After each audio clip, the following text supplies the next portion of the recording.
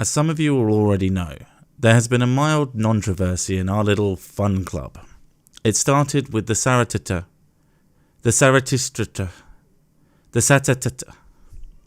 This guy made a video response to what he believed to be a dyed-in-the-wool social justice loony. Unfortunately for him, it turned out to be a character played by none other than ShoeOnHead, aka June, aka Armoured Skeptic's property. In return, she made a video mocking him for not getting the joke, and part of that mockery included the idea of the Skeptic clone. Now, most of this has all but fizzled out. There is an issue with some flagging Sariteraria video for hate speech, causing him a 2-week ban for uploading. Not fucking cool.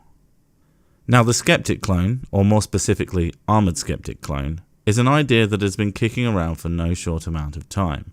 And it just so happened that Logicked, may his name be praised, had a bit of a problem with this idea and had been concocting a video expressing his views on this notion of people having stolen a style.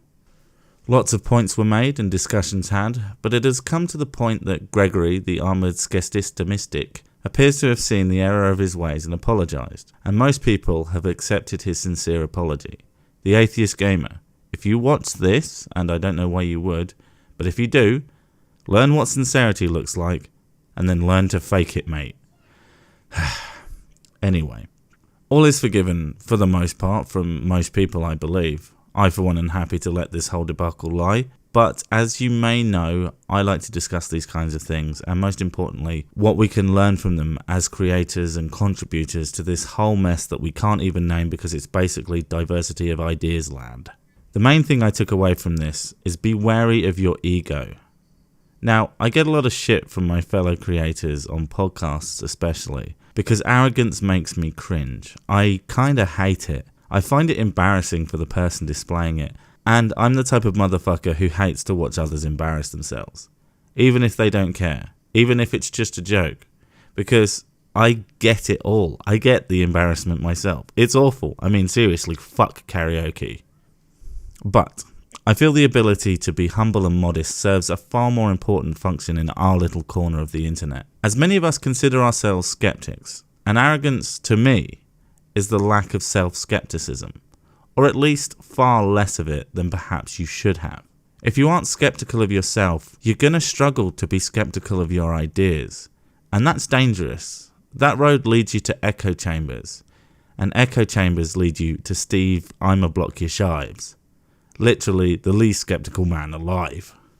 At this point, I do have to say, there's nothing wrong with a bit of pride, and there's nothing wrong with believing you are correct about your assumptions, at least in the short term. But if you aren't willing to tear down your own thinking from time to time, that's going to lead to problems.